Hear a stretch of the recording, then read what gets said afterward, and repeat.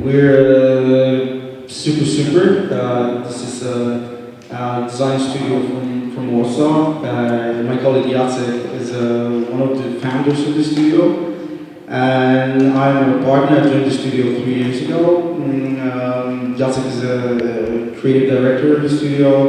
I'm more on the new business development side, so more like digits and clients and all the work stuff. For me personally, it's the first ever class or lecture or whatever we call it. So I'm really happy that I can do it in the Institute of Design. What we're going to do today is basically we'd like to show you what we do, who we are, how we work, how we approach the projects. These are more or less mostly projects connected with design, but it's not just the design. We do much more. We're going to try to explain it to you.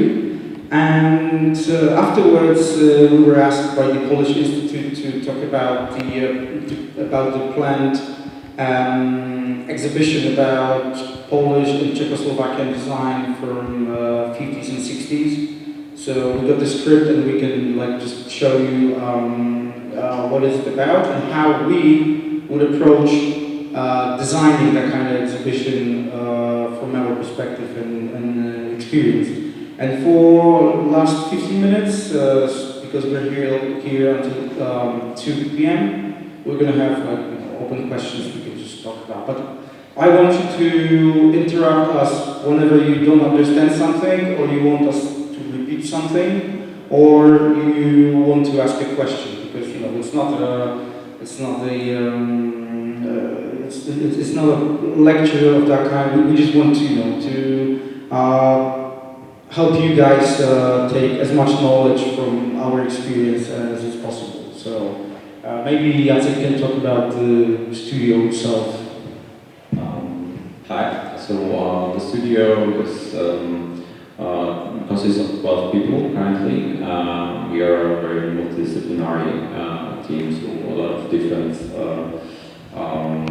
backgrounds connected in one place. That helps us to create a broader vision for the projects that we are doing. And basically, we do a lot of stuff on the junction of lifestyle and technology. By lifestyle, we mean understanding how world works, how people think, and by tech, it's basically what's happening all around us, the disruption that is revolutionizing a lot of things around us, and we try to connect those two things. So to start, the subject that is something that we always try to do is to try to build communication that can cut through the noise. There's so much things around us that really it's difficult to push your message so people can really hear what you want to tell them.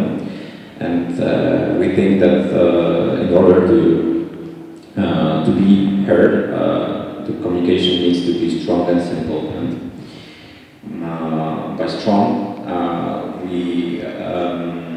we think that you always need to look at the global trends. You need to look at a topic that you are going to address on a macro level. So try to understand what's happening all around the world to be relevant, to make this communication be in line with what's happening all over the world. But that's only half of the story. The second one is you need to always look at cultural insights. Try to understand the specifics of the people that we are going to address, what they think, what they like, how they think. To make communication be understood by the audience, you need to somehow try to go into their heads and try to think the way they will think about what we are going to do. So that's two things that makes strong communication. And do you want to add something? Well, basically, these two components of creating the communication and making it strong can relate to both the artistic world, because some of you probably do some art projects. You design posters, you design graphic, you design images or animation, and this purpose is more like for the general entertaining or artistic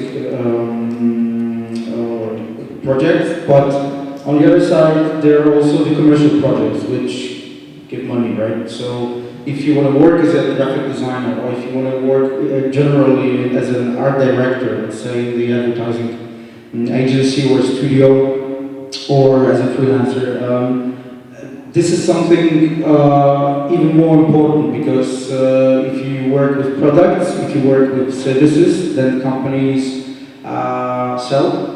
So you need to think about what are the needs of the consumers.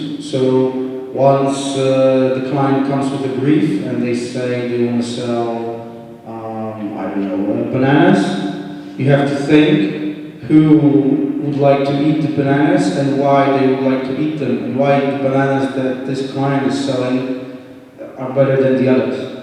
And usually it's pretty hard, because in today's world, most of the products and services are comparable to others. There's not too much unique services or products left, because anything can be copied.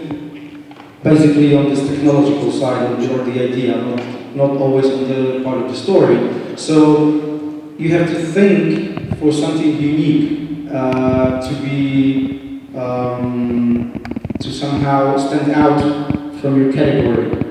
So this is a really big psychological and sociological approach. To make the communication simple, we always try to build a creative platform. So it's like a visual language that can be pushed through different channels in a way that the message will be understood in the same way. So we always try to find some big idea that can cover the whole communication, whether it's billboards, ad in magazine, or Facebook ad, or whatever. It has to push the same message all the time, and you need to create a creative platform that can easily adapt to all the channels, all the formats that in the end will be used to push the message. And the second thing is, you always need to think how to build a clear messaging, how to make the graphic design tell the story, how to choose the proper typography, proper colors, design a logo that will push the message. It has to, on some level, design needs to be understood, but it has to stand on its own. So you need to be able to decode the message just from the typography, just from the looks. It's very basic level, but of what can people decode, but it really helps to understand the whole message. So you need really try to not distract the message by design, by adding other stuff to design. So the simpler the message is, the more clear understanding people will have from it. So you always need to focus on those key elements. So when we try to build communication, we always work on creating we call it key visual. It's like a poster when we put all the important elements of the branding. So logo, colors, typography, some visual artwork, and we try to combine them on this one piece that really connects all of those elements. And when we are happy with the results, when we see that all elements work together and can push clear message, then we can go to apply this to different formats, whatever they may be. So it's really important to create a design that is super clear and don't distract the message. Yeah, so just one more thing to add about this clear message. Just imagine from your own experience, like when you go through Facebook or Instagram or any other social media or any other site, just see how many entities, companies, brands, artists try to push something to you. Like any of them is trying to get a communication with you. So they try to attract you with ads, posters, covers, album covers, music covers, thumbnails, all this. So if you think how much time people can spend actually thinking about the message these people want to share with us, it's maximum 2 or 3 seconds. You wouldn't be thinking more about what you see longer than for 3 seconds, because this is the time when you scroll down the screen that will go from the bottom to the up and then it will disappear. And you will probably never see it again, because there will be some new feed coming to your Facebook or Instagram and it won't come up anymore again. So you have to think very critically about what you design, because no one will spend this much time as you spend thinking about what you want to say and how you want to say it as you do. They will only see it as one among like hundreds of other ads or posters or any graphic applications. So this is very important to have this criticism for yourself once you design, because it helps what you create to be more practical and actually to make it work.